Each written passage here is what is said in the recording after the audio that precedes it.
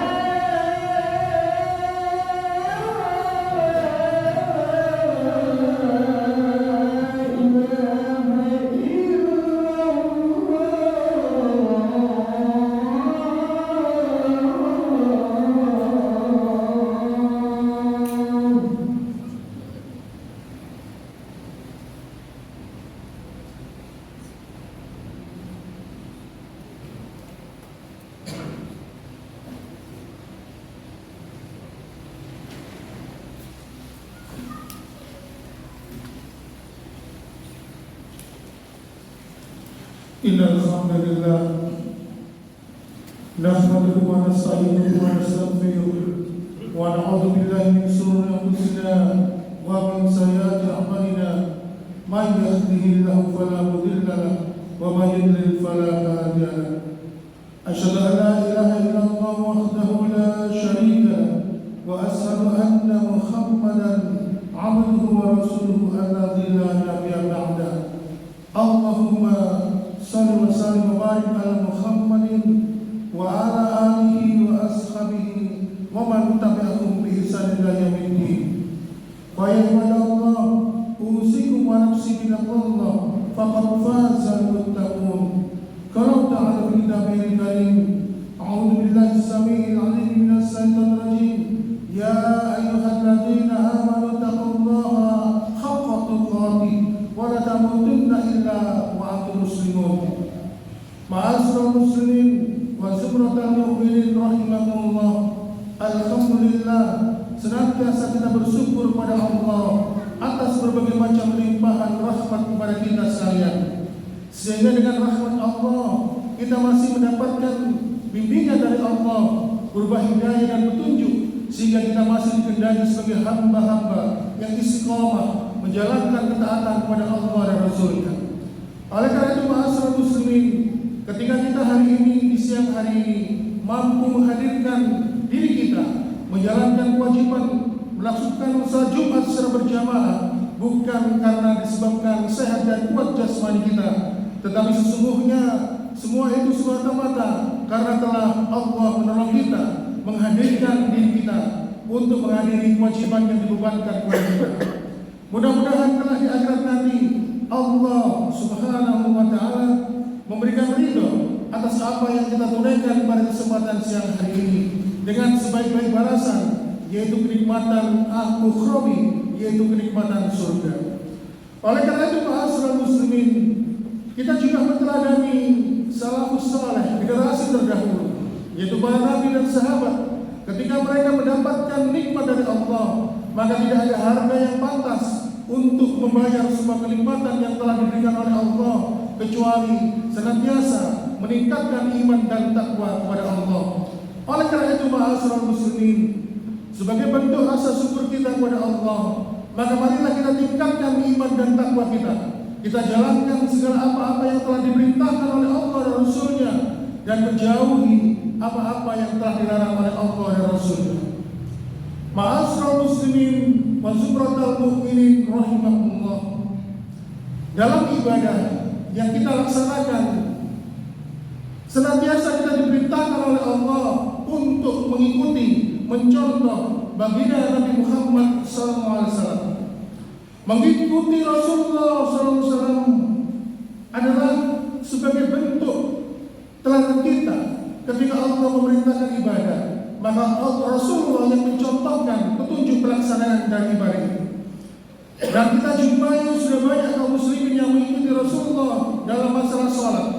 Banyak kaum muslimin juga mengikuti Rasulullah dalam puasa, dalam ibadah haji dan umrah. Tetapi ma'asyiral muslimin, yang jadi pertanyaan kita adalah, apakah hanya itu ibadah yang dibebankan kepada kita yang harus kita ikuti kepada Rasulullah? Ternyata ada jenis ibadah lain yang kita harus mengikuti beliau, yaitu ibadah berupa dalam isi hati kita, yaitu ibadah hati atau ibadah batin.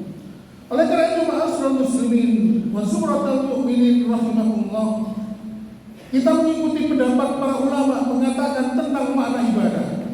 Makna ibadah adalah ismun jami'un lima yuhibbullah wa yardahu minal aqwali wal af'ali adh-dhahira wal batin.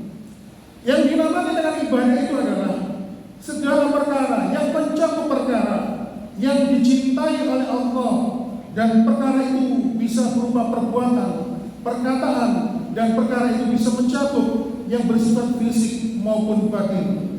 Ma'asyiral muslimin, jadi kalau kita melakukan ibadah, sholat misalnya, maka itu sudah masuk ke dalam aspek dohir, aspek fisik. Tetapi kalau kita mengikuti ibadah batin, maka ibadah batin atau ibadah hati adalah sabar, rela, ridho dengan ketetapan Allah, atau menghilangkan rasa iri dan dengki dalam hati kita, terhadap orang lain dan sifat-sifat yang lain. Misalnya mengikhlaskan ibadah tujuannya hanya untuk pada Allah, mencari sanjungan pujian hanya dari Allah, membebaskan diri kita ini dari ingin mencari sanjungan dari manusia, maka itu sebagai salah satu pengertian dari ibadah hati. Oleh karena itu, ma'asyiral muslimin wa sumratal mu'minin rahimakumullah, maka pada kesempatan khutbah yang singkat di siang hari ini kita akan membahas bagaimana kita mengikuti Rasulullah SAW dalam ibadah hatinya. Karena sesungguhnya tidak hanya ibadah salat saja, tidak hanya puasa, haji dan umrah yang kita harus mengikuti baginda Nabi Muhammad SAW, tetapi kita juga harus mengikuti bagaimana beliau dalam melaksanakan ibadah hatinya. Oleh karena itu, ma'asyiral muslimin wa sumratal mu'minin rahimakumullah, Allah Subhanahu wa taala berfirman di surat Al-Jumu'ah ayat yang kedua. Di sini menggambarkan tugas Rasulullah SAW sebagai seorang nabi dan rasul. Allah berfirman, "A'udzu billahi minas syaitonir rajim.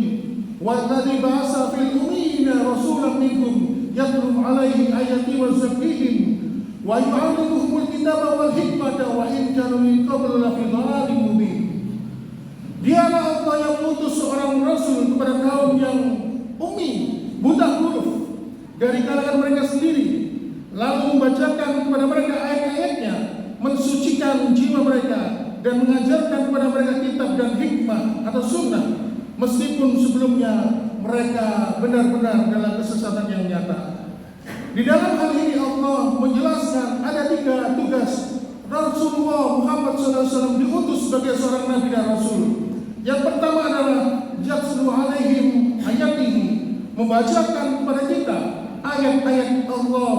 Kemudian tugas yang kedua adalah wa yuzakkihim, yaitu membersihkan hati dan jiwa kita.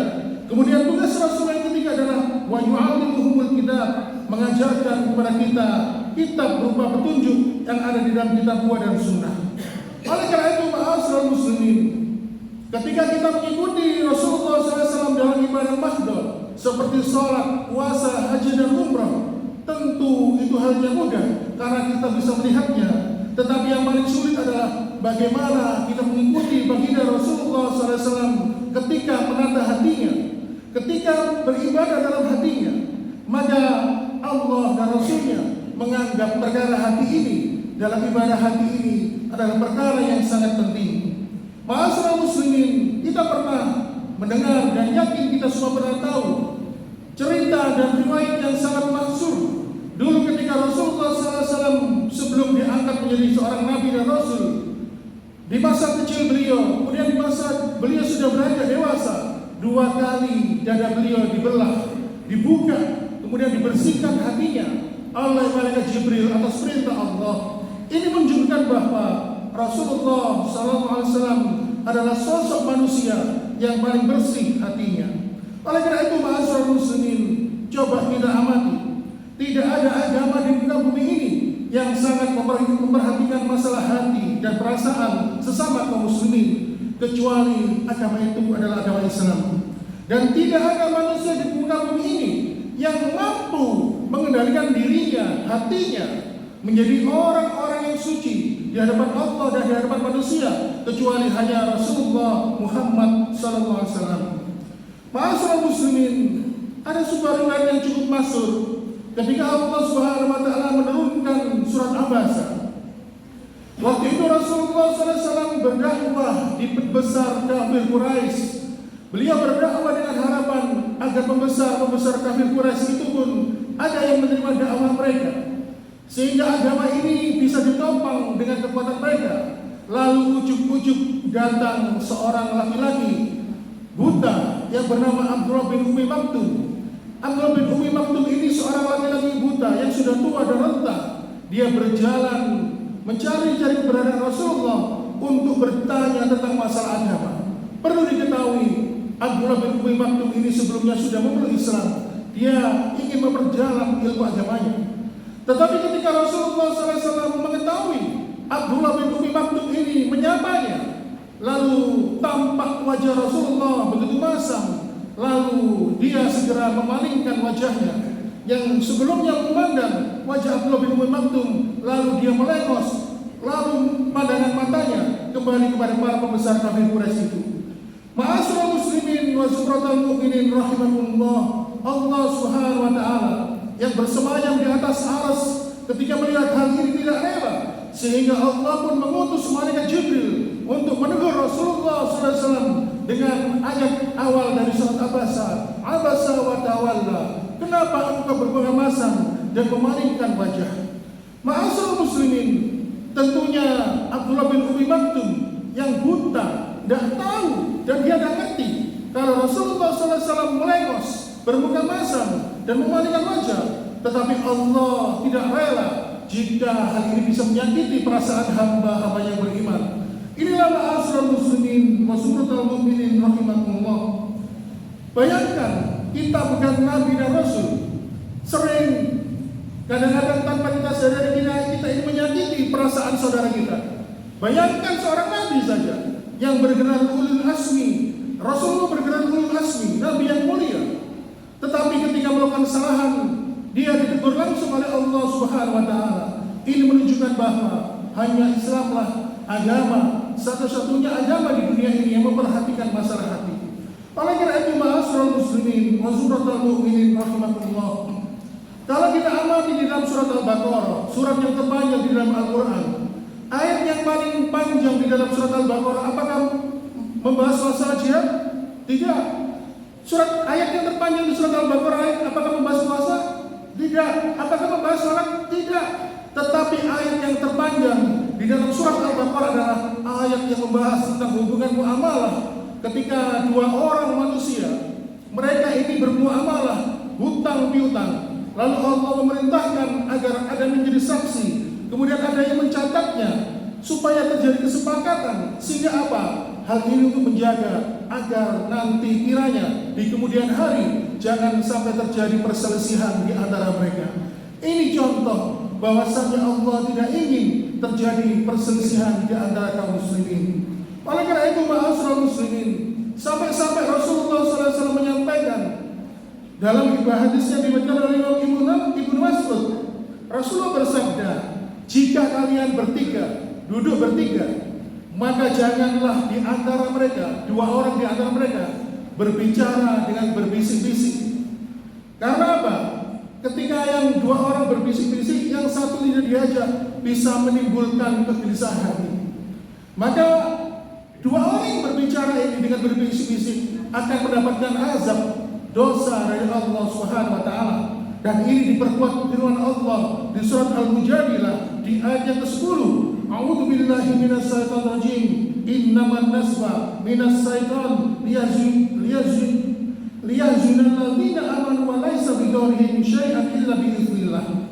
Sesungguhnya pembicaraan rahasia itu adalah termasuk perbuatan setan agar orang-orang yang beriman bersedih hati, sedang pembicaraan itu tidaklah memberi bencana sedikit pun kepada mereka kecuali dengan izin Allah.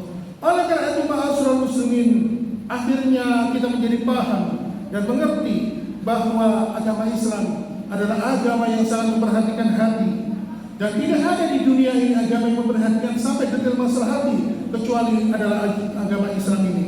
Oleh karena itu, ma'asyiral muslimin wa zumratal mu'minin rahimakumullah, berapa banyak kita ini tanpa kita sadari, kadang kita di dalam hati tertawa, terbahak-bahak karena berhasil membuat hati saudara kita gelisah, menjadi sedih. Bayangkan kalau ini terjadi, berapa banyak ayat yang akan Allah turunkan untuk menegur kita. Padahal ketika Rasulullah SAW berdakwah di hadapan kafir Quraisy, datang seorang laki-laki tua dalam keadaan buta yang bernama Abdullah bin Umi Maktum, ingin bertanya tentang masalah agama. Lalu Rasulullah SAW bermuka masam dan dia memalingkan wajah. Allah langsung menurunkan ayat Abasa wa tawalla. Ini menunjukkan bahwa Allah tidak rela hati kaum muslimin, hati orang-orang yang beriman diganggu dan dicederai oleh saudara yang lain. Oleh karena itu, ma'asyiral muslimin wa zumratal mu'minin rahimakumullah, Rasulullah SAW dikenal sebagai seorang hamba, seorang insan yang begitu lembut hatinya. Bagaimana ketika beliau pernah dirundung atau pernah dibuli oleh Abdullah bin Ubay bin Salul, seorang tokoh munafik. sehingga Allah menurunkan surat An-Nur berkaitan dengan istrinya yang bernama Aisyah.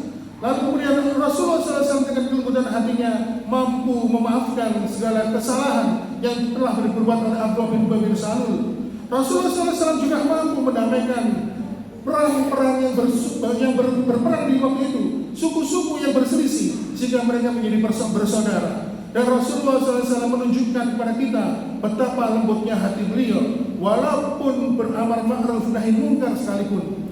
Ketika melihat saudaranya, sahabatnya melakukan sesuatu yang kurang baik, Rasulullah tetap menegur, tetapi dengan cara yang baik. Sebagaimana contoh, ada sebuah riwayat yang cukup menarik bagi kita. Ada seorang laki-laki yang datang kepada Rasulullah SAW mengatakan, "Ya Rasulullah, aku ingin masuk Islam, tetapi aku menyampaikan satu syarat. Apabila engkau menyetujui syaratku ini, maka aku akan masuk Islam." Lalu laki-laki mengatakan, "Ya Rasulullah, tidak ada perkara yang paling aku senangi, yang aku gemari, kecuali perkara berbuat zina. Aku sangat sekali berbuat zina." Lalu dengan lembutnya Rasulullah SAW bertanya, "Apakah engkau punya ibu?" "Punya Rasulullah." "Apakah engkau punya saudari perempuan?" "Punya Rasulullah." "Apakah engkau punya seorang putri?" "Punya ya Rasulullah." Lalu Rasulullah memberikan gambaran, bayangkan bagaimana jika putrimu, jika ibumu, jika saudari perempuanmu dizinai oleh orang lain, lalu bagaimana perasaanmu? Lalu orang itu dengan geram mengatakan, "Maka aku akan membunuhnya. Aku sangat marah sekali." Lalu Rasulullah SAW mengatakan, itulah gambaran bila ada orang lain yang punya saudara perempuan, punya seorang ibu, punya seorang putri, dan mereka engkau zinai, tentu keluarga mereka juga akan marah kepadamu. Lalu kemudian laki-laki mengatakan, "Ya Rasulullah, sebelum aku bertemu dengan engkau, ada satu perkara yang sangat aku senangi, yaitu berbuat zina. Tetapi sejak engkau berkata demikian, ada satu perkara yang sangat aku benci, dan perkara itu adalah perbuatan zina. Dan saksikanlah aku mengucapkan 2 kalimat syahadat." Akhirnya laki-laki itu mengucapkan 2 kalimat syahadat karena kelembutan dari Rasulullah SAW. Oleh karena itu, ma'asyiral muslimin, marilah kita saling menjaga hati saudara kita. Kita tebar senyuman kita kepada orang lain, terutama saudara kita yang paling dekat, dan kita selalu memberikan kesan yang baik. Jangan pernah sekalipun kita mengganggu hati mereka. Jangan membuat mereka menjadi marah atau terganggu atau mungkin tersinggung, karena sesungguhnya Allah sangat menjaga hubungan baik ini, sehingga Allah tidak rela bila salah satu mereka di antara kaum muslimin itu saling mencederai satu sama yang lain. Oleh karena itu, ini menunjukkan bahwa Islam adalah agama yang sempurna. Islam adalah agama yang paripurna, mengatur seluruh aspek kehidupan, tidak hanya masalah batin atau masalah hati, tapi juga masalah fisik dan juga masalah lainnya. Sehingga hal-hal yang merusak, yang berpotensi merusak ukhuwah, merusak persaudaraan ini pun dicegah oleh Allah agar tidak terjadi. Aqulu qouli hadza wa astaghfiru li wa lakum innahu huwal ghafurur rahim.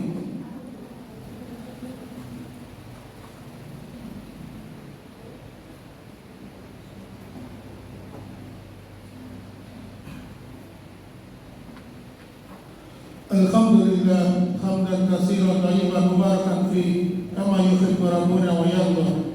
Asyhadu an la ilaha illallah wahdahu la syarika lah wa asyhadu anna Muhammadan 'abduhu wa rasuluhu alladzi la nabiyya ba'dahu. Allahumma shalli wa sallim wa barik ala Muhammadin wa ala alihi wa ashabihi wa man tabi'ahum bi ihsan ila yaumiddin. Baik pada Allah, usikum wa nafsi bittaqwallah faqad fazal muttaqun. Qala ta'ala fi kitabil karim, a'udzu billahi minasy syaithanir rajim. Ya ayyuhalladzina amanu taqullaha haqqa tuqatih wa la tamutunna illa wa antum muslimun.